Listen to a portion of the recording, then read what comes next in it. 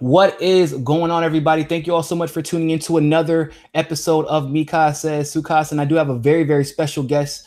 Me and him did a podcast on Mike Sonato's podcast.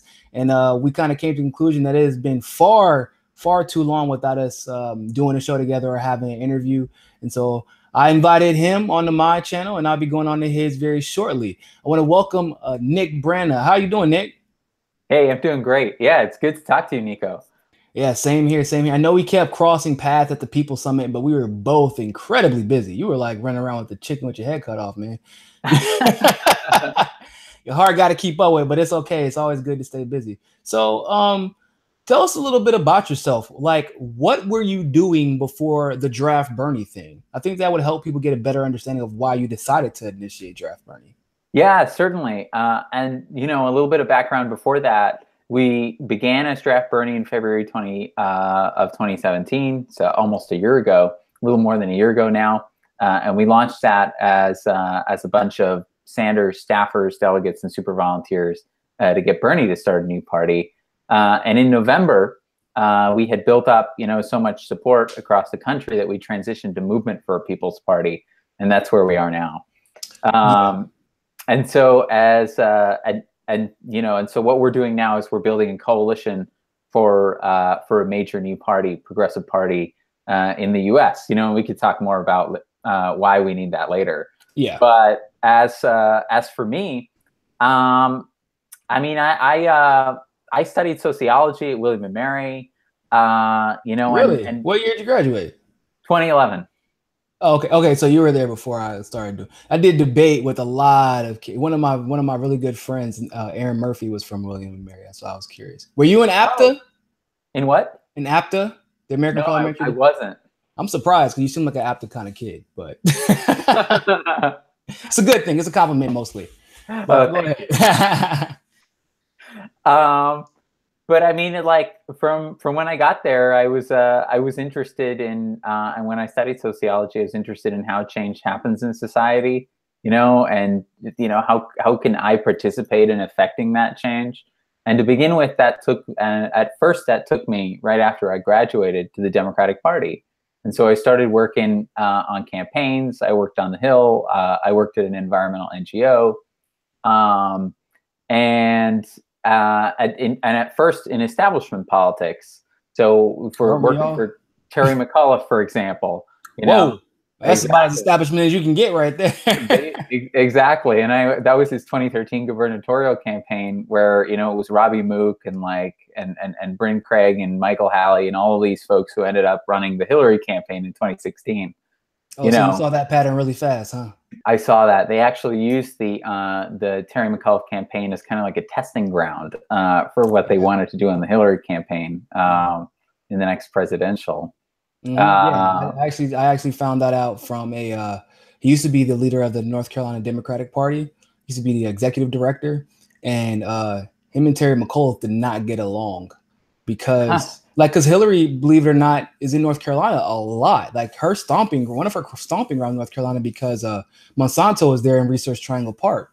So I got to see a lot of her, I hear a lot about her just by virtue of being at UNC. So yeah, it's crazy what the Great Awakening, I guess a lot of us had, especially people, around our age range. It's kind of hard to have to re-examine everything you thought you understood about politics. It is. I was one of the people who inspired me into politics, originally. It's like I was really motivated by Obama's campaign in 2008.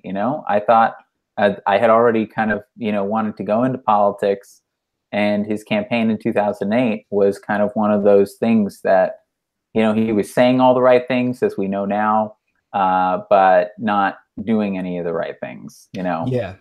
So I think I feel the same way. I think the one good thing, if Obama did anything, he did make us feel like politics was accessible to anybody. And I think what Bernie Sanders solidified was that not only is politics accessible to everybody and anybody, but you can be good. You can be a good politician. You don't have to be perfect, and just because there's no way you're going to be perfect, because at the end of the day, we're influenced by our personal backgrounds, and also we're victims of what we have in front of us. So we can only make decisions based off of what we thought was right at the time, based off the evidence in front of us. Like one of the things that I always critique is Bernie Sanders, his Gaza Strip, voting to bomb the Gaza Strip a long time ago. I think it was literally at this point over a decade ago.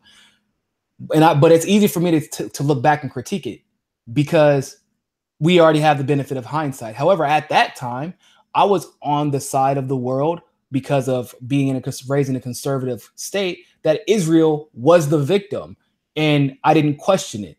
And based off of the research that we had available to us and the things that we were being told, everybody thought, most of the people in the country thought that Israel were the victims. And then look what happened, right? So you don't have to be perfect, but politics, I feel like you can like, even though Obama did get a lot of young people motivated, like you and me, I think that Bernie's kind of solidified that you can still be good. You can have good intentions in politics. So I'm glad for that.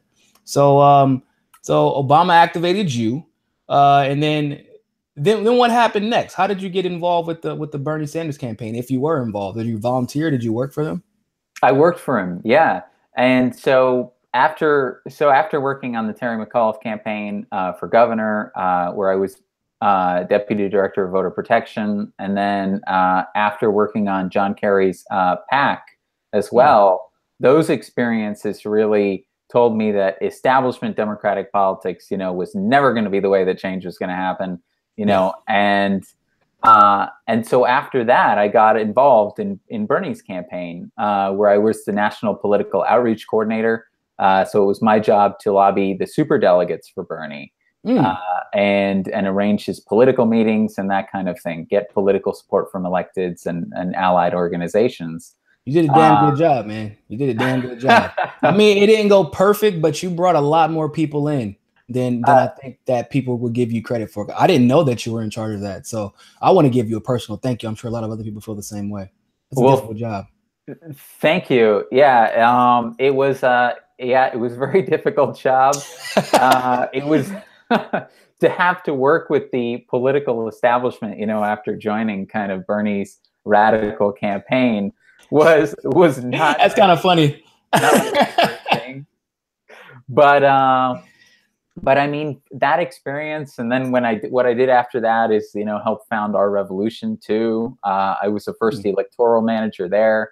And those two experiences combined with what I did with Terry McAuliffe, John Kerry, and working in establishment Democratic politics, it taught me, as part of, the evolution as a whole that I think so many of us, have gone through politically, and coming to the conclusion that the Democratic Party itself, is incapable of making the kinds of changes that we need, the kinds of changes we fought for on the Bernie campaign.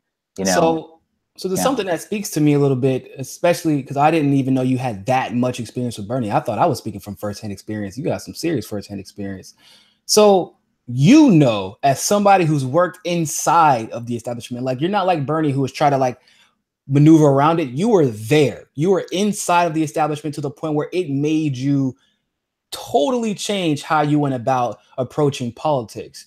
And Bernie obviously I think he knows the establishment, but I also think that there's a level of like outsiderness that he doesn't even realize that he's been subjected to for all this time. Because I can trust you to help get legislation passed for me, but I can't necessarily trust you with a political secret, for example. You know what I'm saying? Not like a huge one, but something that could be a life or death situation in an election. And so you are under the firm belief that the Democratic Party is just not the party of the future, and it is not going to be the party of the future based on your experiences. Absolutely. Based on my experiences and what I had the opportunity to research before I joined Bernie, after I joined Bernie too, I found that we're in the midst of this great transition politically in this country. So in the past 15 years, tens of millions of people have left the Democratic Party and the Republican Party. Party affiliation has come down from about 35% each to 25 to 27% each. And these folks are all becoming independents. And so it's a massive wave and movement into independent status. At the same time, the number of people who are calling for a major new party has shot up to record highs. It's 61% now. It's never been that high before. And also the number of people who say that they've lost confidence in basic institutions, that's also kind of gone down. Skyrocketed at this point. That it is. Yeah, that's right. People, like, you get those embarrassing figures like single digit, 9% of people have confidence in Congress and that kind of thing. That's pretty and the standard, newspapers, television news, big business banks, it's all, it's all plummeted. We don't trust anything that's in front of us anymore. And that's actually a fantastic thing, because you can't find a solution until you truly understand that you have a problem. So I completely agree. Yeah. And so, over those past 15 years, it's been a massive loss of confidence in the establishment and in the two parties that enforce it. And so, what we're moving to kind of as a society and politically is we're moving towards a political alternative. We're moving towards an independent party. The American people are. And the case that we're making as Movement for a People's Party is that rather than struggle against that and try to contain that, and hold people inside the sinking ship of the Titanic that is the Democratic Party, we should rather embrace that and say, let's go with the people and build that. See, and I like your approach, because a lot of people see the thing about starting a new party is you have a few obstacles. I would say that the main one is that people are like, who the hell are you and how can we trust you? And so I'm glad that you had that experience and those connections. Like, look, I understand I'm not Bernie, but this is what I've experienced, and this is why I think we should transition. And I don't think you are making an insane proposal. Personally, I do understand that we do have obstacles that we have to overcome, like in order for a third party to be viable. However, that's simply poking a hole. We should not just stop building up a third party because there are other obstacles. We're human beings. We're pretty smart, and we're capable of multitasking. And so at that point, like you said, why push back against the wave instead of just going with it? Exactly. Another thing that, that motivates us too, is that in looking into our own history, one of the lessons that we kind of took was that the way that all of basically the progressive policies, landmark policies that we now cherish as kind of staples of our, society, a lot of them were passed with third-party progressive pressure. And so it wasn't enough for there to be a push for it inside the Democratic or Republican parties or inside an establishment party. It took an element of outside electoral pressure. Yep. And so, for example, Teddy Roosevelt. Teddy Roosevelt and the Bull Moose Party, and also Lincoln and the Republican Party with abolition, with women's suffrage, with Populist Party as well, and the People's Party. There was a People's Party back then that was very influential. Mm-hmm. And it was the same story with child labor laws, and the FDA, the New Deal, the direct election of senators, the 40-hour work week. And so all of these policies had independent party pressure that, was the impetus behind it.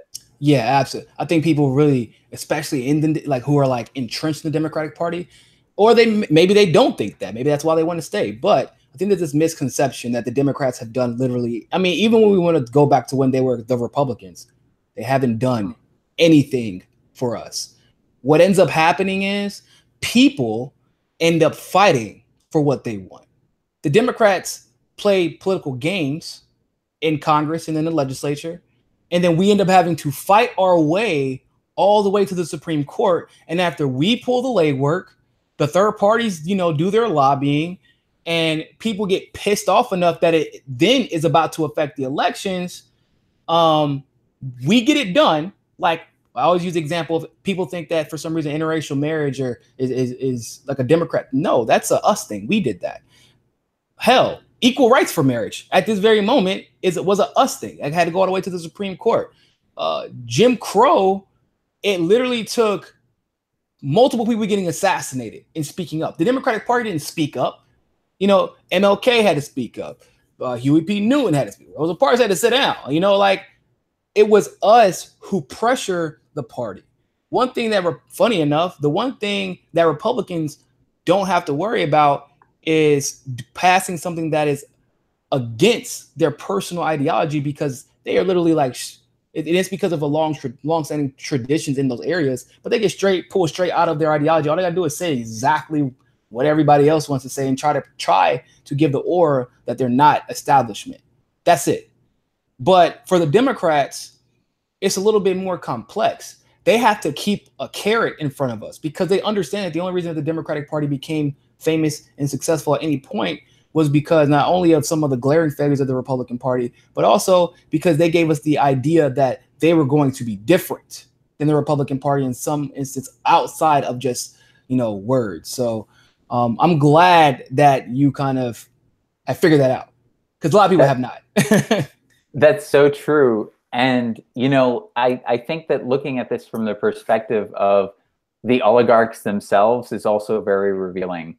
And so, if you just think of an oligarchy as unequal as our country is now, and a 2015 study from Princeton and Northwestern actually concluded that, we don't even meet the definition of democracy anymore. We're literally an oligarchy. They said that the preferences of the public literally has zero effect on the policies that are passed, And so I think if you looking at this from the perspective of the oligarchs and saying, how do you maintain that system? A system where, just a tiny few are running the country and managing everything, and yet while maintaining the facade of democracy.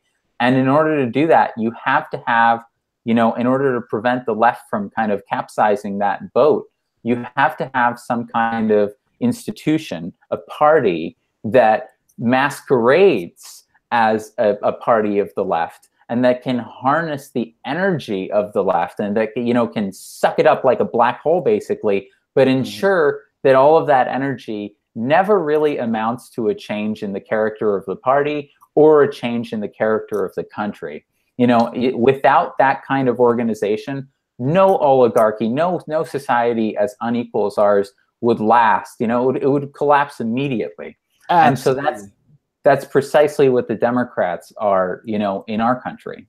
So, and I want to ask your opinion about something, because and feel free not to answer if you don't want to. But so I live in Broward County, where the Parkland shooting happened, and contrary to what a lot of people thought I was going to say, I actually said, because some people were talking about that they didn't happen, which is not true. By the way, people, it did happen. But what I said was, here was where my issue started. The moment that 3 kids were verified on Twitter within 2 days, had millions of followers out of nowhere. Mind you, Twitter pretty much, they reneged on their on them not verifying anybody they started like in November because of these children. They have 501c3, 501c4 nonprofit ready to go. They have, marches organized in days, simultaneously in DC, Tallahassee, which is the capital of Florida, and other places. They managed to help organize the school march. Turns out the person who helped organize the school march was on the executive of the Women's March. The Women's March immediately gets involved. Don't know what they did, but they at least co-signed it. And then when you think about it, at the end of the day, they scapegoat the NRA. All we see on the news is all about what Republicans aren't doing. Did the Democrats actually introduce any substantive legislation? Yeah, no. All exactly. That, right? For all the effort they put into financing that, because it came out later that it was AstroTurf. Debbie Wasserman Schultz helped buy the buses and a lot of the things that happened down here. And it came out. Local news is crazy in Florida. You should look at it sometime.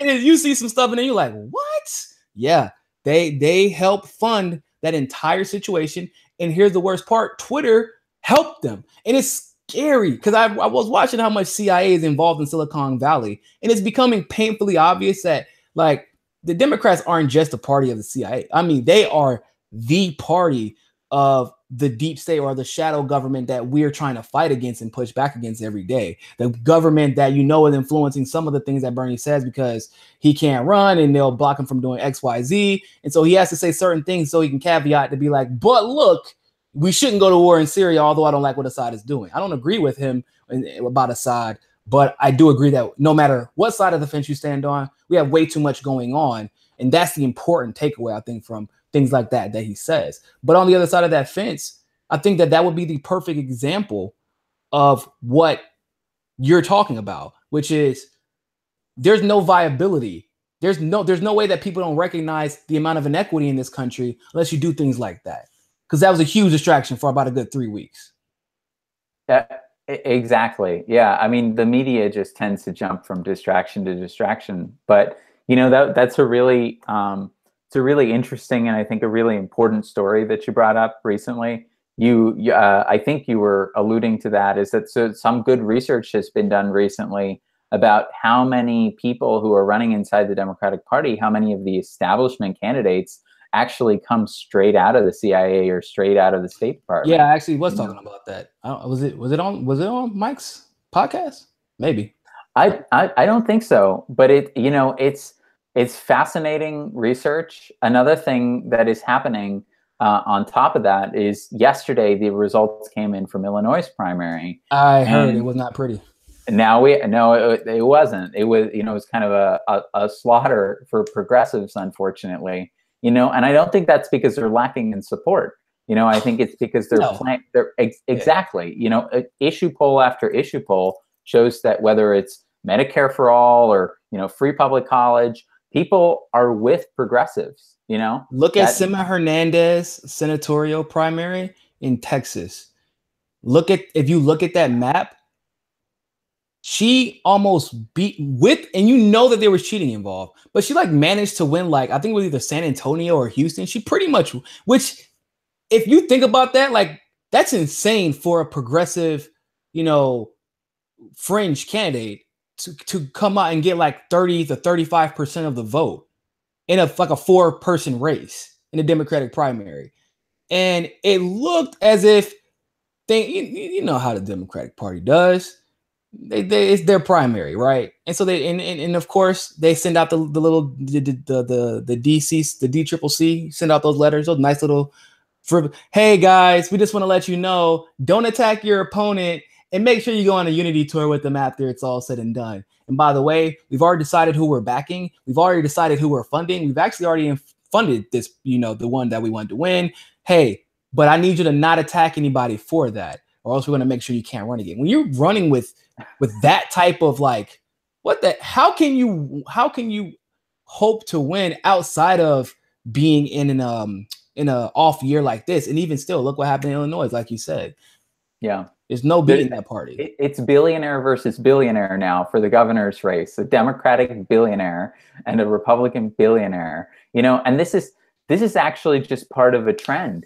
It's happening elsewhere in the Democratic Party too. So it's not just people, from the intelligence agencies who are actually running inside the Democratic Party, but it is the Democratic Party loves people who self-finance, and those, that's their key phrase. And so that's why they put Stephen Biddle, another real estate billionaire. Man. They put him into the Florida chair. Exactly. I remember.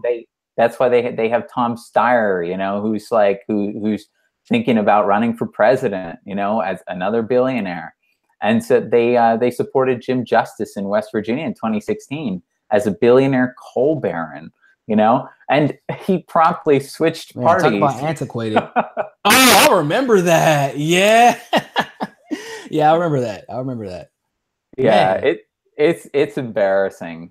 So speaking of finance, so in the beginning when you first started Draft Bernie, you took pledges. I remember that distinctively, and I was really impressed by how many people pledged. People were really excited, and I think part of it, a large amount of it, was, oh, okay, we can get Bernie to a third party. But I think what was much more impressive to everybody else was the concerted effort and really success that you had building this solid coalition in a legitimate third party that at times, and Nick can attest to this, everybody close to Bernie was rooting for him joining your party. If I recall, at the People's Summit, they made that pretty clear, right? Oh, absolutely. I mean, we had Jane was tweeting us favorably. Nina Turner, gave an interview with Jimmy Dore where she was like, Bernie, do it. I hope he does it. Yeah, she just said the same thing on Tim Black show. She was, and Roseanne comes up on stage and was like, oh, no, we want him to go to Draft Bernie. I'm on y'all team. That was awesome. That was epic in front of everyone and the whole. In front of everybody, yeah. Which was interesting because I know that for you kind of had to be kind of like a little unsettled about how that was going to go whenever everybody threw up the draft Bernie signs. Yeah, I mean, we had decided we were going to do it, one way or the other. We had no idea exactly what it was going to turn out, but it turned out to be this amazing moment where, Roseanne said right on stage to him, Bernie, like, exactly, to the draft Bernie folks, thank you, you ought to do it, Bernie. And and that heroes aren't made, they're cornered. That's definitely right. Seriously. So when you were getting, going through the issues that everybody goes through, I feel like, especially on the left when they're starting a party, because the left is sometimes too damn smart for their own good, but not smart enough to look at the obvious. What was the biggest challenges for you? What pushbacks did you have? You mean in trying to start a new party? Well, and trying to start the new party and trying to convince people from the left to join that party, the naysay, like what were the naysayers saying? Well, obviously some people defend the Democratic Party, and they say, oh, we should just reform the Democrats. Mm-hmm. There's, we've put out a lot of material, a lot of historical resources about why we don't think, that hasn't produced results in the past.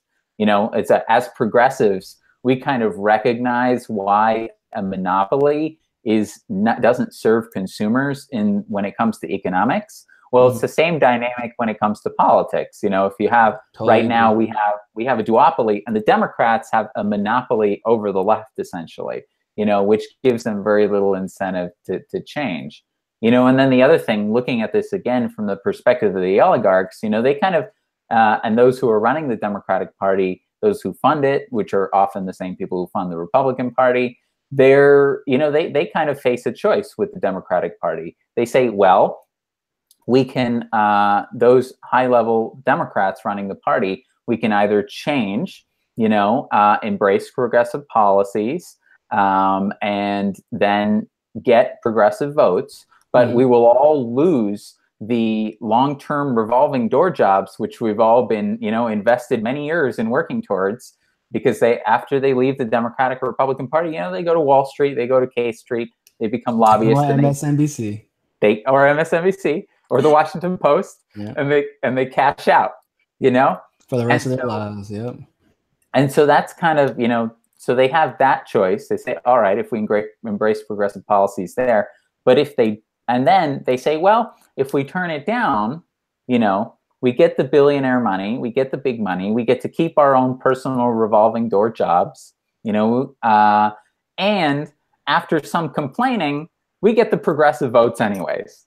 Yeah. So it's like, why? After they scapegoat somebody, they just got to scapegoat enough, and then the votes is, So it's like they're making the rational choice. The Democratic Party. The rational, individualistic choice, yes. For them personally, that's right. Ignoring all of what's best for people, ignoring like what's best for society, but just thinking about what's best for them, and what's best for the party and their position, Yeah, and I will say this. Making the rational choice. We got to change that. So funny that, like, I don't have a lot of compliments about the Republican Party, but the one thing I can compliment them on is they at least recognize when their self-interest is about to go straight out the window. Like, whenever Trump won the Republican primary, which he did so fair and square, by the way, no matter what you can say about the Republican Party, they legitimately want the best person and the most viable candidate to win, because they know what happens when you don't run the most viable candidate. To the degree that in 2004, they ran a candidate against Bush because of how unpopular he was, just to make sure that they made the right decision or that he was going to be the most viable candidate to win the presidency. So after everything was said and done, how much trash did they talk about Trump?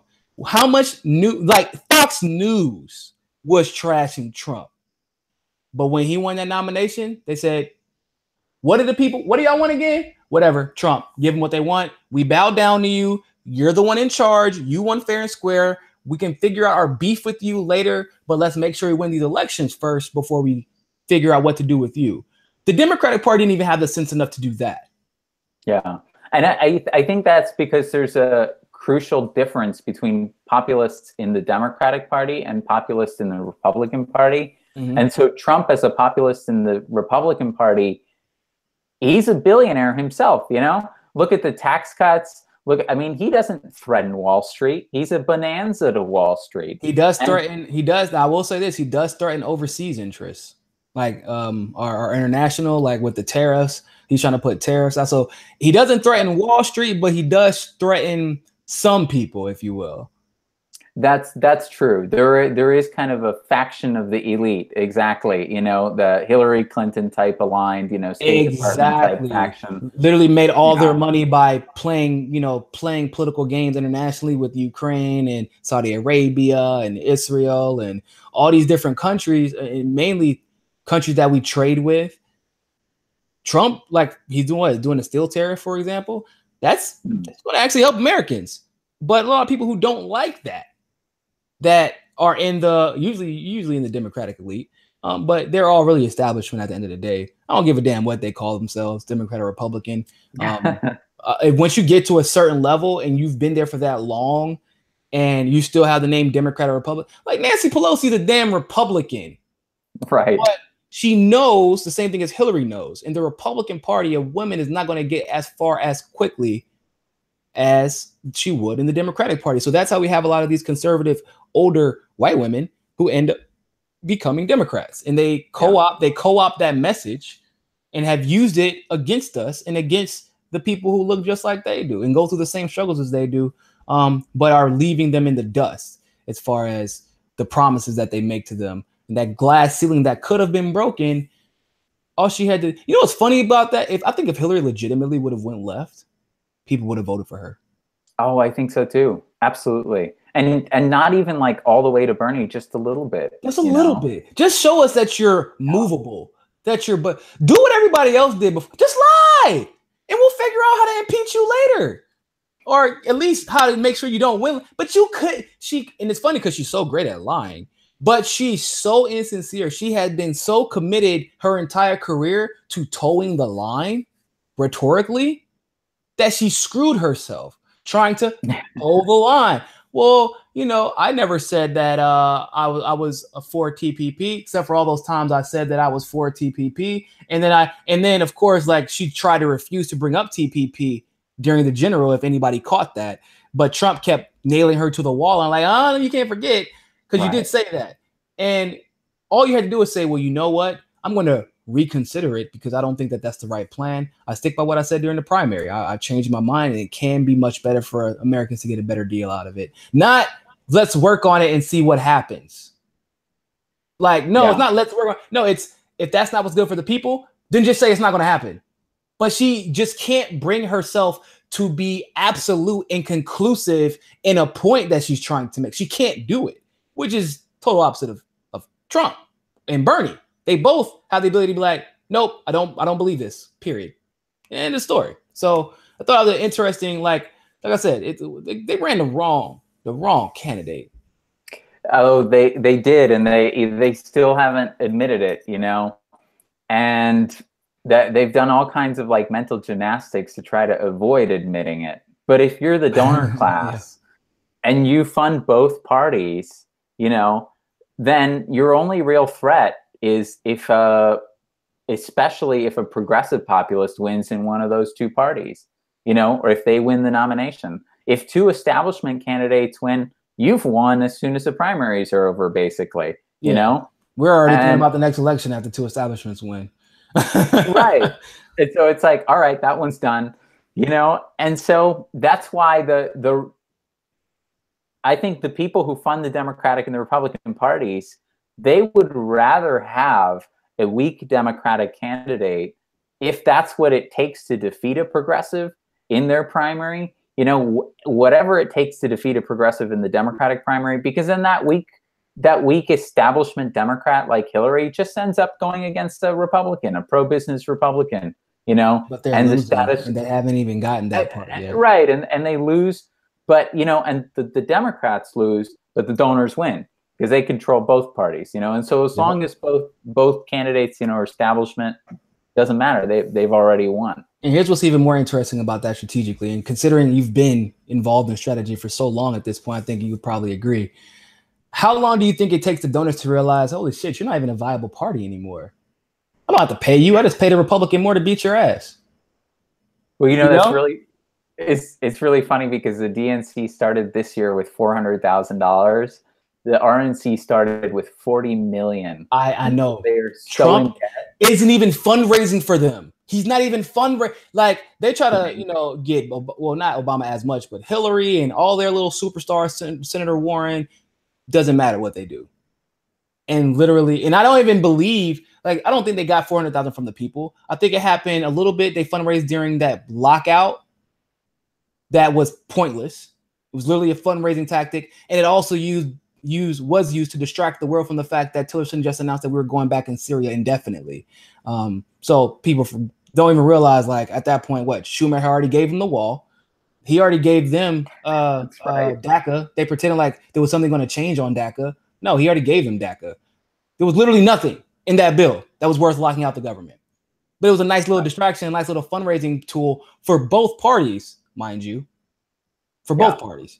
But like I said, at the end of the day, Trump won the election based off of getting more people, more conservative or right-leaning independents to join the Republican Party.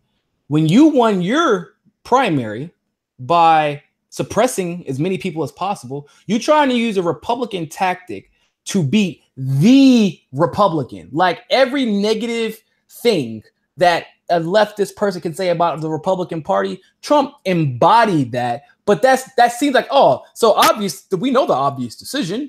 No, that means he's about to beat whoever's ass comes up unless they are the total antithesis of that. And Hillary was not that. Yeah. and go ahead.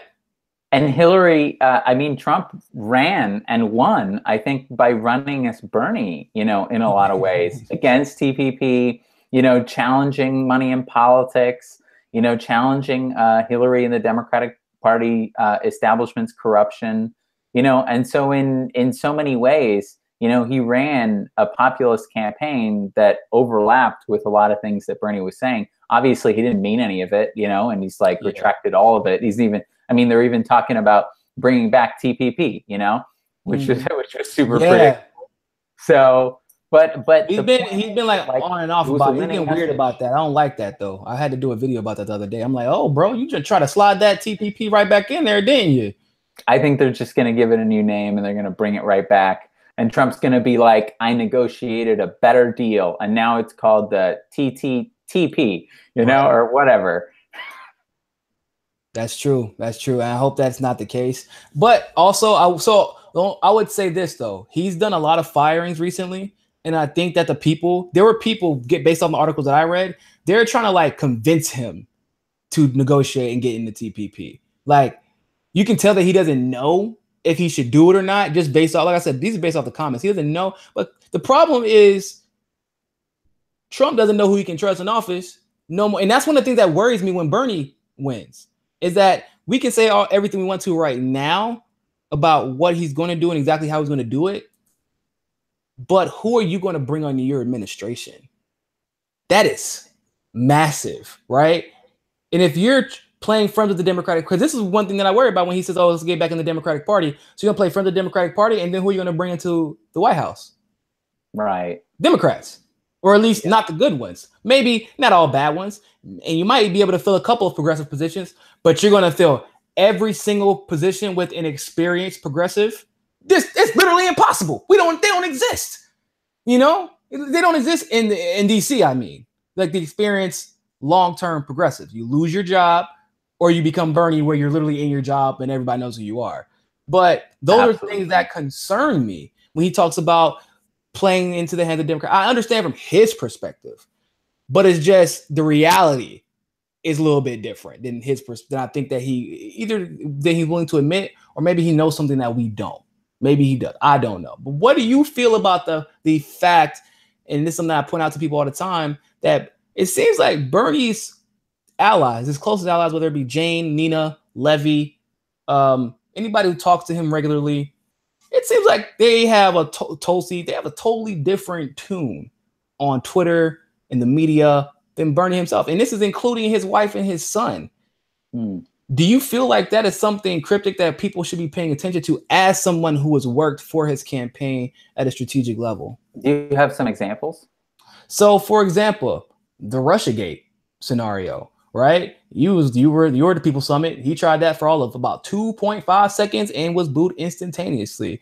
But if you look at Jane's Twitter, Jane's Facebook, Levy's Twitter, they don't talk about Russia at all. It's literally issue. Nina, issue.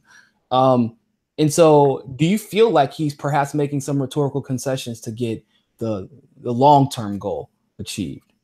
I do. I think that he's making some concessions in order to try to gain more political support inside the Democratic Party. In order to try to be viable, if to try to be more viable if he runs in 2016. Which I don't know why he's trying. He's already the most viable candidate, but whatever. Well, that it brings up a good point. And so in 2016, Bernie kind of threw out the traditional political playbook on how you run a campaign.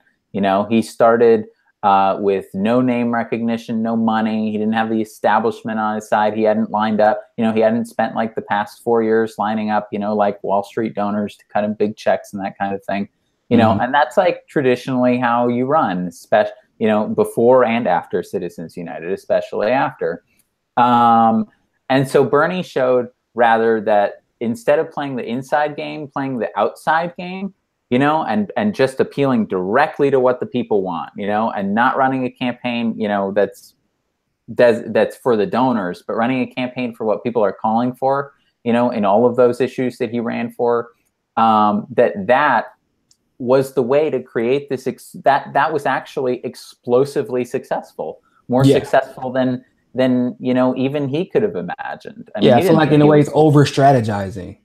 Right. So he didn't even think he could win, at that time. But we all discovered, that when he ran that campaign, when he raised $230 billion off of that, when he got 13 million votes despite, that when the Democratic Party had to come in and rig the process just to prevent him from winning. Rig is an understatement. That's listen, and it's funny because did I talk about this yesterday?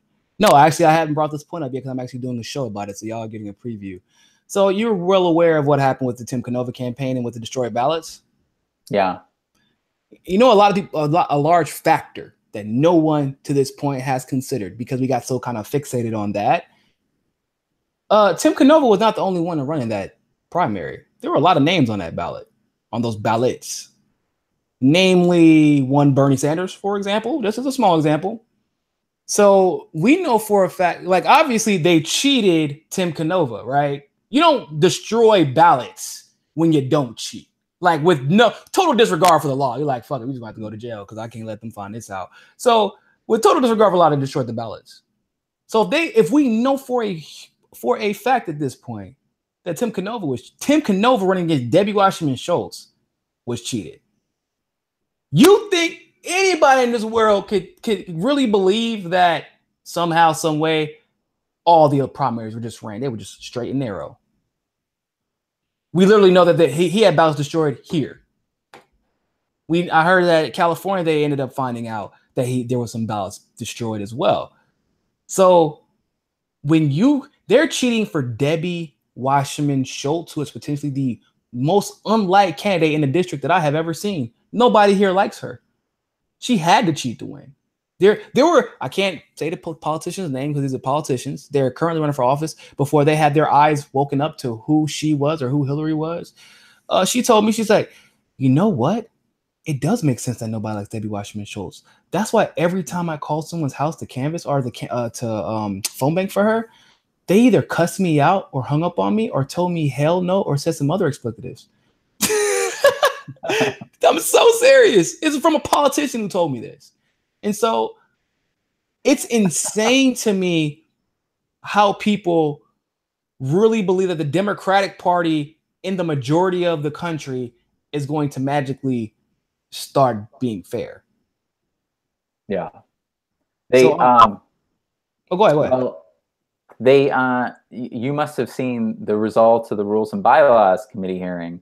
And so the Unity Reform Commission, put out these recommendations, which were already a very watered down version of what should happen, if you were to actually try to change that. The Unity Committee doesn't like to talk about that part, though, but go ahead. They don't like to talk about that. Yeah. The watered downness of their suggestions. It's already bad enough that they failed, but they were also watered down failures. Exactly. It was watered down from the start. It's like, even if they got everything that they asked for, it would not have made the level of change that you would actually need, to make in that party. I mean, in order to change that party into a populist party, you just have to throw out the entire structure and remake it, which is why it's easier to start a new party like most people want to do. But anyways, the recommendations they came out, first of all, they said nothing about money in politics, and it's like, hold on a minute. In 2016, I thought that was one of the main parts of their platform. They got rid of it. No, in the Unity Reform Commission recommendations, that was even in the recommendations. I haven't even gotten to like what now, because now the Democratic Party is going through additional series of watering it down, and so. But this was the initial recommendation. Oh my God. This was the strongest version of them. How did you find this out, if you don't mind me asking? It's out there. Because I've like watched because Nomiki, I mean, I'm not really a fan of Nomiki. I don't know. I don't really find her genuine, and I feel like she might be naive, and I think she's purposely naive. I think because at this point it suits her political agenda to have constant strife and then pretend like you're part of that solution. But every time I've seen her in an interview, she never mentions that part. She always says that the Unity Committee's put forth all these strong policies, and because at the beginning it was everything that Bernie Sanders was fighting for. I was not, however, aware that everything had gotten watered down. So essentially, they're just there for decoration, is what you're telling me.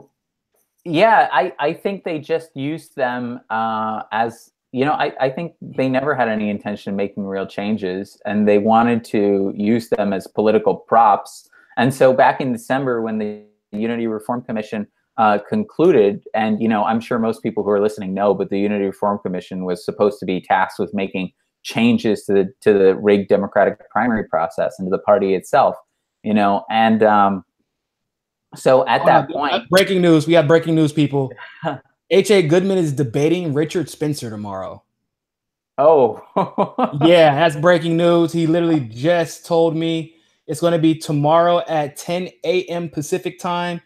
And then I'll actually be on his show at 2 p.m. Pacific. So that's going to be an interesting conversation, I'm sure, after I watch that. That will be fascinating.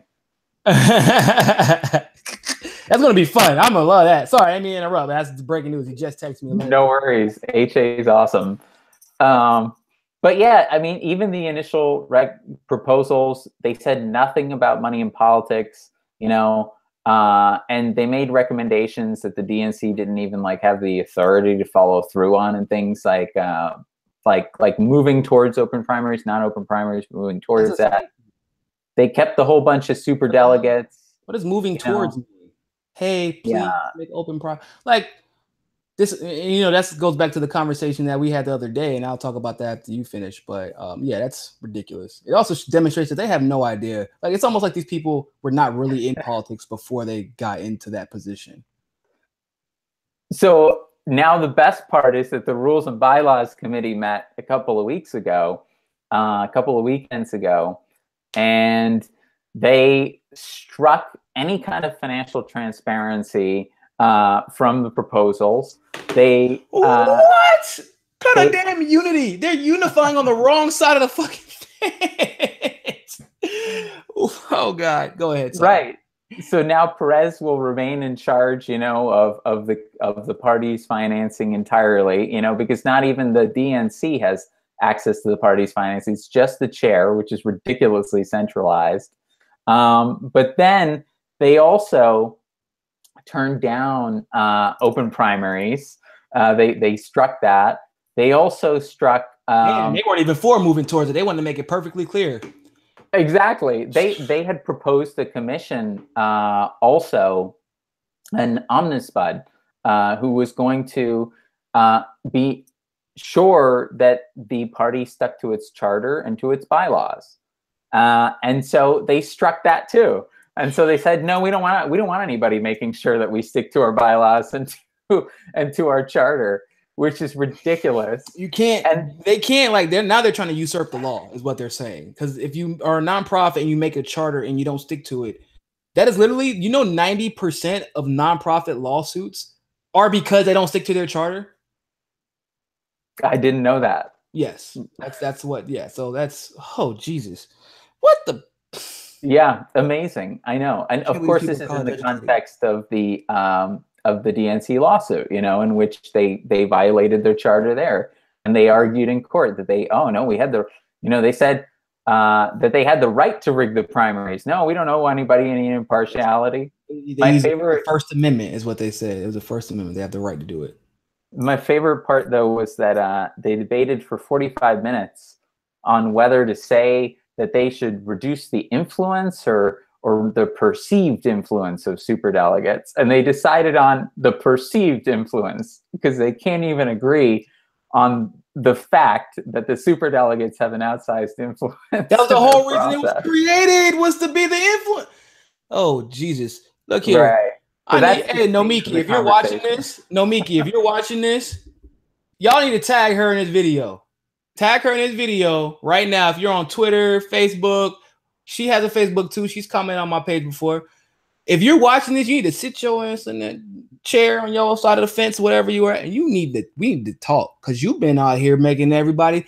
I guess that explains your recent transition into criticizing the establishment again, and that's cool. But we need some talk, because the only reason I'm saying this, and I don't mean to caveat so hard, but I have a serious problem. One of my biggest problems as a journalist is that I can't deal with an insincere, disingenuous person. And what I mean by that is, don't you think that's something that should be discussed? Like, that should be national news. When the Democratic Party has a uniform commission, and the whole reason that uniform commission was supposedly there was to make legitimate change. Whenever they don't do something as simple as agree to take money out of politics, that's a huge thing. That should have been and this is why I don't agree with the media being involved in something like that in one particular party, because that's what she was in fact doing. Just like I didn't agree with the Justice Democrats. You're not in media. So I agree with that holistically. I said, who do you support? Like, draft Bernie. Why not? Well, I'm not going to support the media propping up a particular party. I don't give a damn what they say their end goal is. And so I didn't hear about that from TYT. I didn't hear about that when she was interviewed on Jimmy Dore. I didn't hear about that from Kyle. I didn't hear about that from Jank, Anna, anybody. I haven't seen a tweet about it, unless you saw something. Did you see something? Obviously, you looked it up, which is great. I should have. Yeah. But if that, think about it like this. I didn't know about it, and I watch for Democratic corruption all day, and HA didn't know about it, and he literally watched for Democratic corruption all day. That's a problem. And I felt like that's the problem with media being involved in something like that, because now your coverage is skewed, because you've made all these promises and given us this idea that, oh, you're there to make legitimate progress and legitimate change, and you don't want your brand sacrificed. You know what I mean?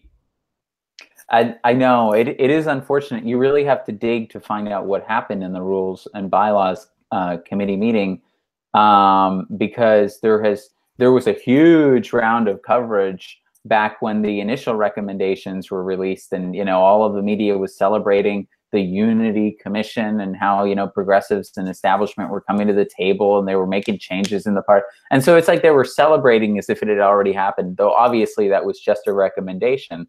And now that those recommendations are, just like being watered down, it should be to no one's surprise. This is always what they were going to do. They were going to make a big media stunt of it, and then they were going to water it down. And in the end, they were going to just throw progressives a small bone and say, oh, look, we made the changes, come vote for us. Then they didn't even give us a damn bone. And give us your money. And they didn't give us the bone. That's the worst part. We didn't get the bone out of it. They'll probably give us something, you know, that like they haven't turned everything down. It won't be until the DNC votes on it in the summer or in the fall, until we finally find out, you know, oh, which bone did you decide to give us? You know, thank you so much. Nick, correct me if I'm wrong, but the fall, ain't that after the primaries over? It's after the primaries, right? Yeah, after which one? The 2018 primaries. Right now? Yeah, like when they vote on it in the fall, that'll be after the primaries. Oh yeah, that will be after. That's convenient. It's really convenient. Exactly. Oh, it's the whole thing. The whole thing is a way of keeping progressives on a leash, you know. And so it's stay on your best behavior, progressives, and maybe we'll throw you a bone, you know, as the DNC. So essentially, so this is what I don't want to run too long. I'm going to definitely go on your show too, because that's definitely totally. This conversation is one that needs to continue. And I'm going to have you back on too. Yeah, I need to have you back on as soon as possible. But what steps have you taken, just specifically, going forward to move past draft Bernie now that that ship is somewhat, I want to say somewhat because you never know in politics, that ship is kind of somewhat sailed at this point. So what steps have you taken to transition the party into being active on the ground? Right. So we've become Movement for People's Party. And what we're doing now is we're opening chapters. We're launching chapters across the country. And so I was in Denver a couple of weeks ago. We launched a chapter there. And we'll be in Chicago a couple of weeks from now, launching a chapter there. And so basically what we're doing is, you know, building up across the country as progressives, you know, who are working on the issues at the same time as many other progressive organizations like Our Revolution DSA. But we also are defined and hold this core belief that, you know, real progress is going to come outside of the Democratic Party in the end. And so we're building that up as well. And so anyone who wants to volunteer can go to forapeoplesparty.org and join us there. And we have a whole bunch of resources to help people who are starting chapters. Another thing that we're doing is we're kind of identifying those states that are the most amenable for a new party to rise in first. So like 40 of them at this point? Yeah, I think most of them, but there are some in particular. You know, it's kind of a question of assessing which states are the most progressive, which states are the, you know, have the... Oh, you have a Miami chapter? Huh? You have a Miami chapter? We do, yeah, absolutely. Oh, I didn't know that. Yeah. Oh, good. You gotta come down here. We can do a little live stream speech. That'd be dope. Oh, absolutely. Yeah, I'll put our folks in Florida in touch with you. Yeah, that would be great. And they're doing something also, which we're doing across the country, and that's holding kind of coalition events. And so inviting other groups to hold events together so that we can, you know, get more on the same page, and so that people can understand that we don't have to, you know, there's a better option now. We don't have to reform the Democrats. We don't have to keep crashing into that brick wall, you know, rather we can start to build the alternative. And really, even for those people who want to reform the Democrats, the worst thing that's going to happen is it's really going to light a fire under their ass, you know, and it's going to make them burn. Exactly. Okay. It's going to make them realize, all right, now progressives have taken it to the ultimate level, and they're saying either change or be replaced, you know. So before we go, because I know one of the biggest critiques of people on the left about third parties in general is they're not viable because of the process. How you going? And you're looking at two people who 100% agree with you to a degree. We agree with you as in this current state, the electoral process is flawed against anybody, Republican or Democrat, who represents any type of progression or regression outside of the status quo. Now, recognizing this, that doesn't mean we should not start a third party. In fact, I think it means the opposite. I think we need to be doing a few things at once. Now, Nick, in all of his experience, and really just thank you once again, because that's a lot of work. That's huge. It's one of the things I've always been scared to do, is to literally sit down. I'm like, okay, let's start a third party, everybody. Let's do it. Like, that's insane. But Nick and I both agree that the electoral process needs to be fixed simultaneously. And so that had me talking about the fact, and this is actually why I wanted to talk to Nick much sooner, but both of us, we have our things going on.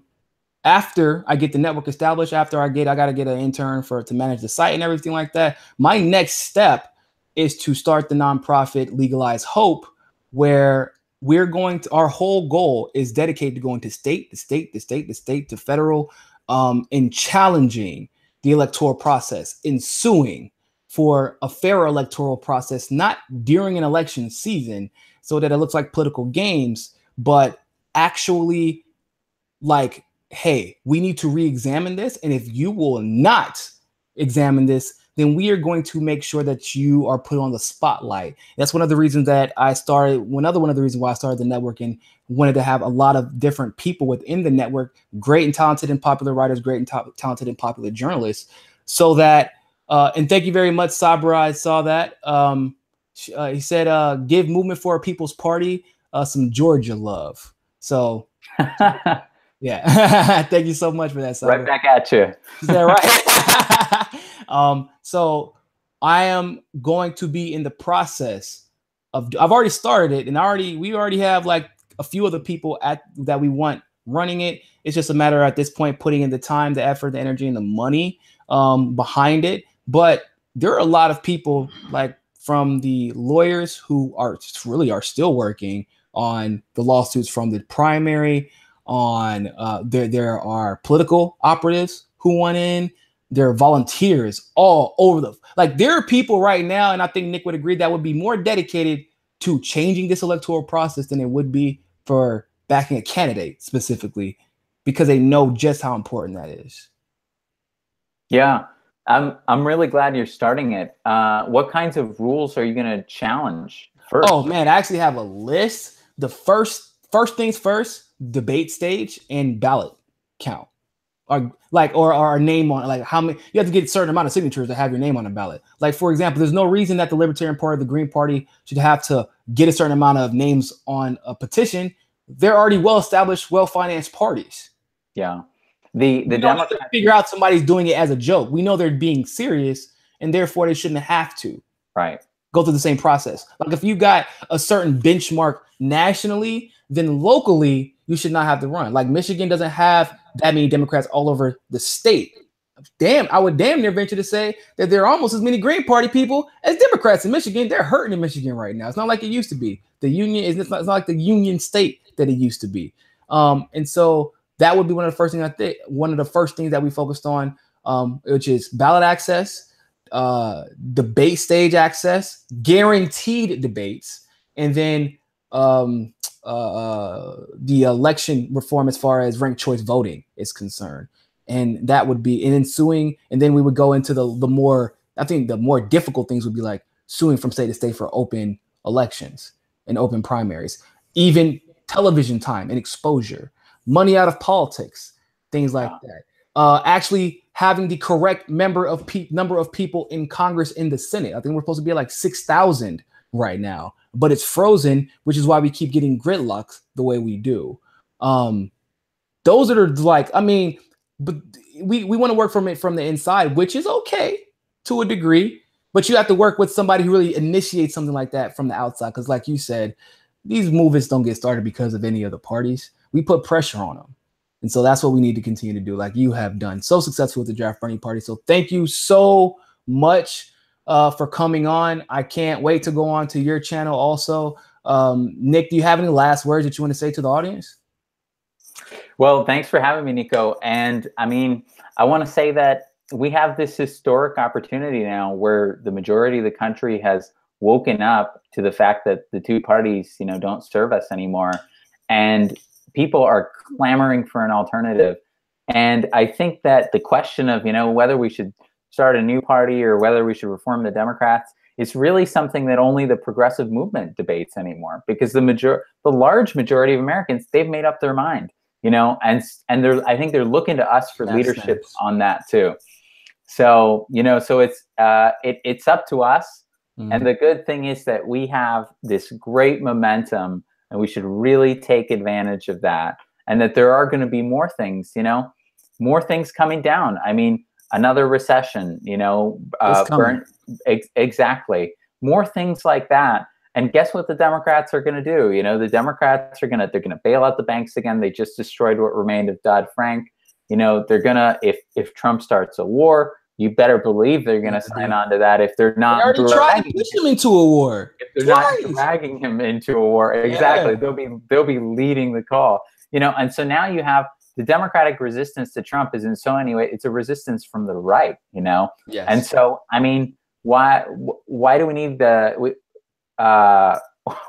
why do we need the Republican Party? It's like we have two Republican parties at this point, you know, and that's what Chomsky said. It's you know, the U.S. is a one-party state. It's the business party, and it has two right wings, the Democrats and Republicans. But there's they're not even a smart business, by the way, people. If you haven't noticed, all these these corporations getting shut down, they're not smart. They think they're smart because they can take advantage of like Wall Street because it's all speculative.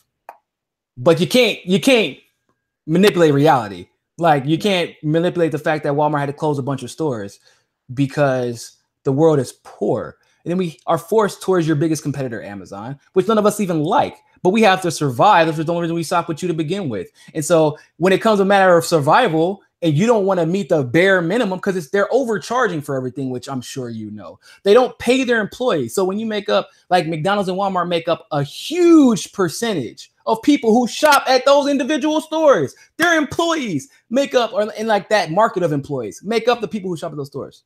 Then they make them poor and they're like, I just don't get it. Why can't we make any money? Why are we having to close down these stores? Maybe because you've literally made everybody poor who works for you. So, right. Yeah, they're not even smart. So I'm glad that you're doing what you're doing, man. Greatly appreciate it. Of course. Yeah. No, I think that we're on the cusp of a great change. You know, I think that we will come to a kind of a catalyst moment, maybe the next recession, and it will become clear that things are going to change. What I think our responsibility is as progressives is to offer that visionary, hopeful alternative of what we can do. We just came out with our platform as Movement for a People's Party. You know, you can find it on our website, forapeoplesparty.org. And I think, you know, because if when we don't offer that alternative and we let the right wing be the only one who monopolizes populism, then we get Trump. You know, and when it comes to that moment when society you know, when the pressure builds up to a breaking point and we have a kind of a catalyst moment like a recession, you know, then the direction of that revolution, when things change, whether it goes to the right or to the left, is going to be determined by the infrastructure that we're building today for an alternative, you know. Absolutely. And so I definitely encourage everyone to come join our organizing family and help us start. Real quick before we go, so tell people where to find you at on social media and your website. Oh, totally. So we are Movement for a People's Party. You can find us there on Facebook, Twitter, Reddit, Instagram, and you can find us online at forapeoplesparty.org. I'm putting in the super chat right now. Party. You can find out all major platforms, like all major social media. Yeah. Social media. And then I think Carolyn Wolf, is she one of yours? Oh yeah, Carolyn. Yeah. She's watching right now. She was the one who. Okay. That's right. I'll let her take care of it. Exactly. She's our Southeast organizing. She's around my way then. She's around my way. So good stuff, man. Thank you so much for coming on. Hey, everybody, make sure that obviously you share this everywhere because a lot of people need to see this, but also make sure that you go to my website, www.mcscnetwork.com, to see other hot takes and interviews from people such as Tim Black, Holly Seeliger, BC DeGraff, Garland Nixon, and writing such as Caitlin Johnstone, Brandon Finley for sports, and Junior Smith for sports as well. We have pretty much everything you need on very unique takes from every side of every discussion that you could probably think of. And so bookmark that, homepage that. I'm going to try my hardest to have the email subscription list and the text message subscription list tomorrow. So that's going to be fun stuff. And that way you don't have to worry about everything getting all suppressed, which we know everything now tends to get suppressed. So we're going to try to mitigate that. So thank you all so much for tuning in. And always remember, ladies and gentlemen, find your balance. Peace.